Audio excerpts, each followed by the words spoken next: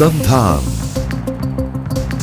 All Gujarat integrated classroom સેટેલાઇટના માધ્યમથી જોડતી કડી એટલે સંધાન। नमस्कार मित्रों, आज हम महिला उपन्यासकार मैत्री पुष्पा और उषा प्रियमवदा पर चर्चा करेंगे। मित्रों, आप जानते हैं हिंदी साहित्य में महिला लेखन पिछले 30 या 35 सालों से इतना आगे बढ़ा है कि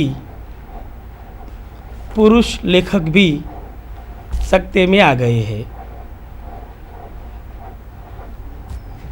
मन्नू भंडारी, उषा प्रियमवदा, उनके साहित्य के माध्यम से कथा साहित्य आगे बढ़ता है। धीरे धीरे शिवानी, ममता कालिया, मंजुल भगत, मैत्री पुष्पा, चित्रा मुदगल, नासिरा शर्मा, दीप्ति खंडेलवाल, अलका सरावगी, न जाने कितनी महिला लेखिकाएँ अपना योगदान दे रही है। हाँ, प्रारंभ में एक बात थी कि कुछ लोगों का ऐसा मानना था कि महिला लेखिकाएँ अपनी घरेलू बातें बताकर उपन्यास या कहानी साहित्य में आगे बढ़ रही है, लेकिन मन्नू भंडारी ने आपका बंटी उपन्यास लिखा। आपका बंटी उपन्यास के माध्यम से ये जाहिर कर दिया कि महिला लेखिकाएँ और किसी से कम नहीं है। उसके बाद आप देख सकते हैं कि मन्नू भंडारी ने महाभोज उपन्यास लिखा। उषा प्रियमवदा जी ने भी आज तक 7-8 उपन्यास दिए। तो महिला कथाकारों का श्रेष्ठ योगदान है। मैं अपनी बात महिला उपन्यासकार मैत्री पुष्पा पर करूँगा। मैत्री पुष्पा हिंदी साहित्य की श्रेष्ठ महिला कथाकार मानी जाती है। मित्रों, उनका जन्म और उनका परिचय देखने के लिए हम पीपीटी पर जाएंगे। मैत्री पुष्पा का जन्म 30 नवंबर 1944 में सिरकुरा गांव में हुआ था। वह गांव ज़िला अलीगढ़ में आया हुआ है। ब्राह्मण परिवार में पैदा हुई थी। शिक्षा झांसी में खिल्ली गांव में हुई थी। बीए झांसी से किया था। माता का नाम कस्तूरी देवी, पिता का नाम हीरालाल। मुझे यहाँ कहना चाहिए कि मोती जला की बीमारी से पिता का देहांत बहुत कम समय में मृत्यु होती है।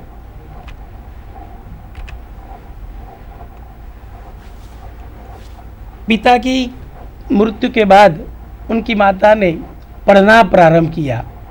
यहाँ मुझे कहना चाहिए कि पहली बार ऐसा हुआ है कि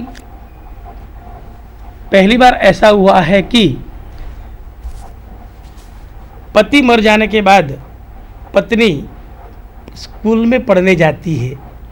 कहने का तात्पर्य है कि वह पढ़ती है कस्तूरी देवी और धीरे धीरे ग्राम सेविका की नौकरी में लग जाती है। पुष्पा जी का जीवन गांव से शुरू होता है।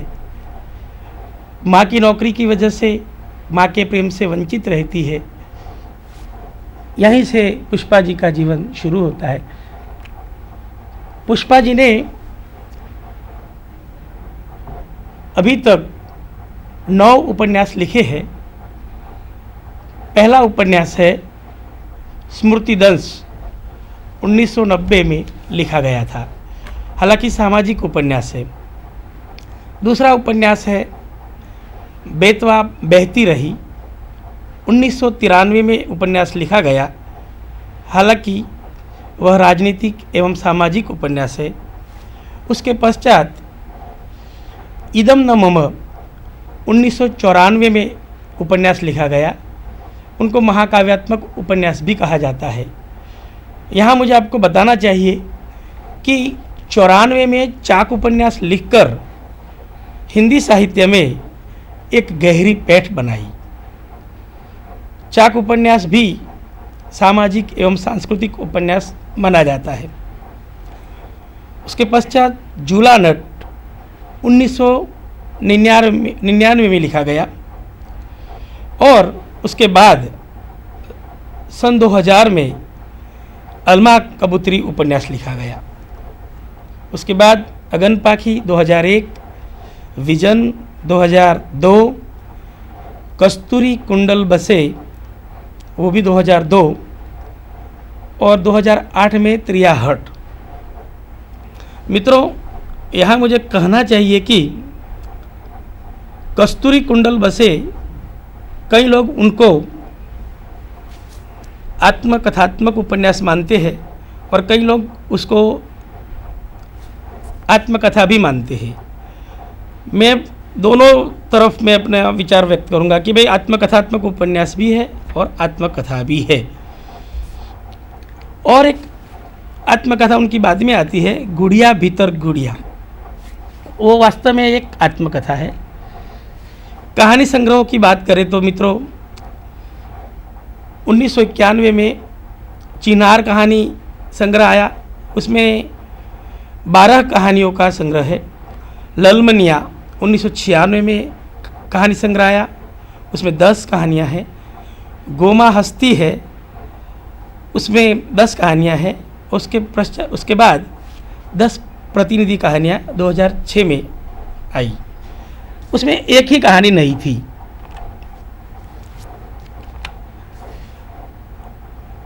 नारी विमर्श की कुछ कहानियाँ, नारी विमर्श की कुछ किताबें। मित्रों, नारी विमर्श की बात करें तो कई महिला लेखिकाओं ने नारी विमर्श पर अपना योगदान दिया है। इसमें मैत्री पुष्पा जी भी एक है। उनका नारी विमर्श की महत्वपूर्ण उनकी पुस्तक है खुली खिड़कियाँ, 2005 में आई। सुनो मालिक नारी विमर्श सुनो 2006 में पुस्तक आई। और फाइटर की डायरी 2009 में, ये जीवनी परक नारी विमर्श है। एक नाटक भी लिखा है, मंदा क्रांता, नाटक 2006 में आया। अब मित्रों, हम थोड़ी उपन्यास की चर्चा करेंगे। मेरा व्याख्यान मैं उनका श्रेष्ठ उपन्यास अलमा कबूतरी को केंद्र में रखकर ही अपनी चर्चा करूंगा। अलमा कबूतरी मैत्री पुष्पा जी का श्रेष्ठ उपन्यास है, 2000 में प्रकाशित हुआ था। यह उपन्यास 390 पृष्ठों में लिखा गया है और उनके 18 परिच्छेद है। मुझे कहना चाहिए कि इस उपन्यास को 2002 में हिंदी साहित्य अकादमी दिल्ली से भी पुरस्कार से नवाजा गया। ये भी मुझे बताना चाहिए कि अलमा कबूतरी उपन्यास की जो कथावस्तु, उनकी जो पृष्ठभूमि, उनका जो वर्णन का जो आधार है, वो आप जानते हैं कि रांगे राघव जी ने एक उपन्यास लिखा था जिसका शीर्षक है कब तक पुकारूं। तो मैं ऐसा मानता हूँ कि कब तक पुकारूं की अगली कड़ी अलमा कबूतरी उपन्यास है। ये कोठोवालिया अमृतलाल नागर की जो रचना है वो भी इसी प्रकार का उपन्यास है। अलमा कबूतरी की थोड़ी बात करें तो बुंदेलखंड में, झांसी बुंदेलखंड के आसपास रहने वाली कबूतरा जातियों को केंद्र में रखकर यह उपन्यास लिखा गया है। कबूतरा यानी कि क्या? कबूतरा यानी कि जो भटकती कौम होती है, विचरण करने वाली कौम होती है, वो कबूतरा जाति। और कज्जा, इसमें 2 शब्द बार बार हमारे सामने आते हैं, कबूतरा और कज्जा। कबूतरा यानी कि विचरण करने वाले लोग, जैसे हमारे गुजरात में बंजारा जैसे लोग होते हैं, उनको हम उस कोटि में लेते हैं, नट, बंजारा आदि। कबूतरा लोग सवर्णों को या सभ्य समाज को कज्जा कहते हैं। कज्जा यानी कि सवर्ण समाज। मित्रों, मुझे ये भी बताना चाहिए कि ये जो भटकती कौम कबूतरा जाति अपने आप को राणा प्रताप के वंशज मानते हैं। उनका ये मानना था कि जो रानी पद्मिनी, जलकारी बाई, ये मतलब कि उनके वंशज है। कबूतरा का मतलब ही होता है चोरी करना। कबूतरा यानी चोरी।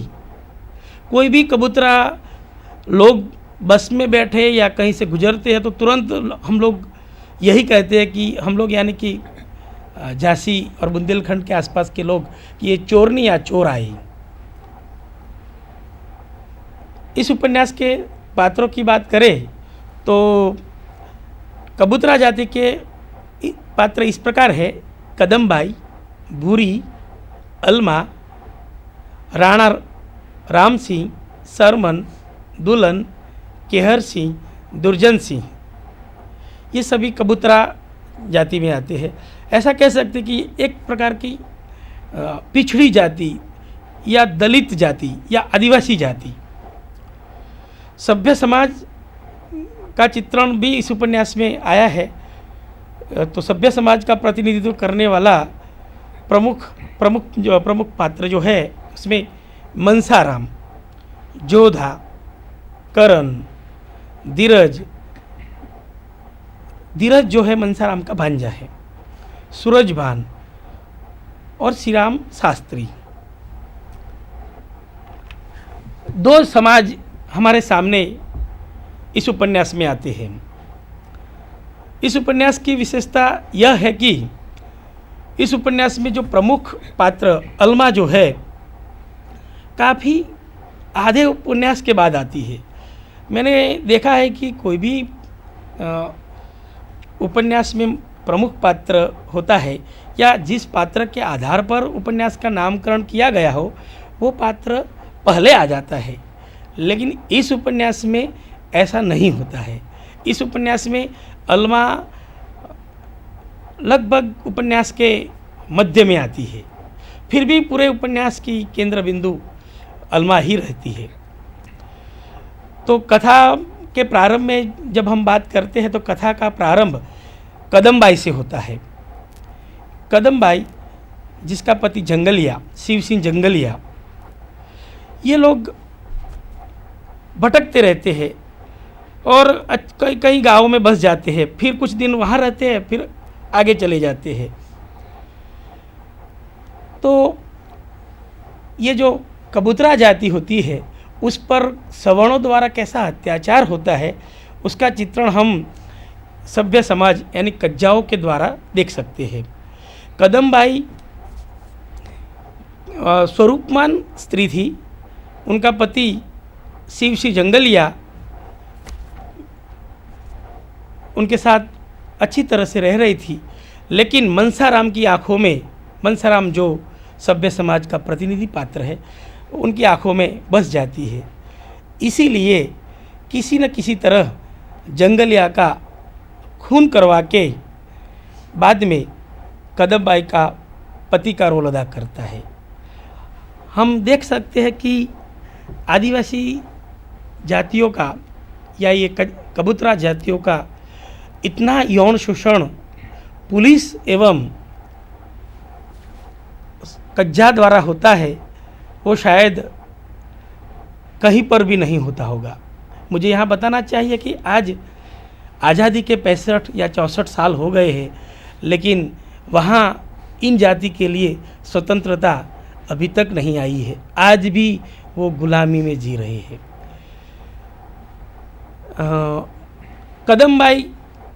कदमबाई के द्वारा एक पुत्र पैदा होता है जो मनसाराम का बीज होता है। कदमबाई जानती थी कि ये पुत्र मेरे पति का नहीं है, मनसाराम का है, पति तो मर चुका है। इसीलिए गर्भ गिराने की कोशिश की, लेकिन सोचा कि नहीं, इस बच्चे को मैं पैदा करूंगी। और बस बच्चा पैदा होता है और उसका नाम होता है राणा। राणा को वो चाहती है कि वो कबूतरा जाति के ही लक्षण पाए, लेकिन राणा कबूतरा जाति के लक्षण पाता नहीं है। वो कोशिश करता है कि वो सवर्ण बने, कज्जा बने। दूसरी ओर एक महत्वपूर्ण पात्र इस उपन्यास में भूरी का आता है। भूरी भी अपना शरीर आदि बेचकर अपना लड़का राम सिंह को पढ़ाता है और पढ़ाकर उनको शिक्षक तक बनाती है। लेकिन राम सिंह कज्जाओं की तरह जीना चाहता है, लेकिन राम सिंह कज्जा नहीं बन सकता। राम सिंह की ही लड़की अलमा होती है।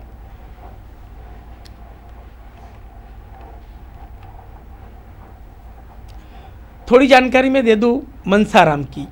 मनसाराम जब कच्चा समाज में था तो उनके 2 पुत्र थे, जोधा और करण। पत्नी का नाम आनंदी। समाज में उनका बहुत बड़ा नाम था, लेकिन समाज वालों को पता चला कि ये कबूतरा जाति में जाकर कदमबाई के साथ अनैतिक संबंध जोड़ता है और वहीं पड़े रहते हैं।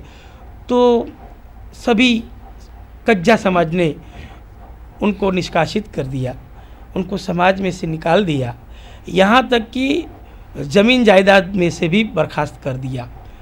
40 बीघा ज़मीन में से 30 बीघा ज़मीन वो जोधा और करण ले लेते हैं और उनकी माता जोधा और करण की माता आनंदी ले लेते हैं और 10 बीघा ज़मीन मनसाराम को दिया जाता है। मनसाराम बाद में अपना घर बार छोड़कर कदमबाई के साथ रहने लगता है। इस उपन्यास में राजनीतिक चित्रण भी बहुत महत्वपूर्ण ढंग से हुआ है। उसका प्रतिनिधित्व सूरजभान और श्री राम शास्त्री करते हैं। परस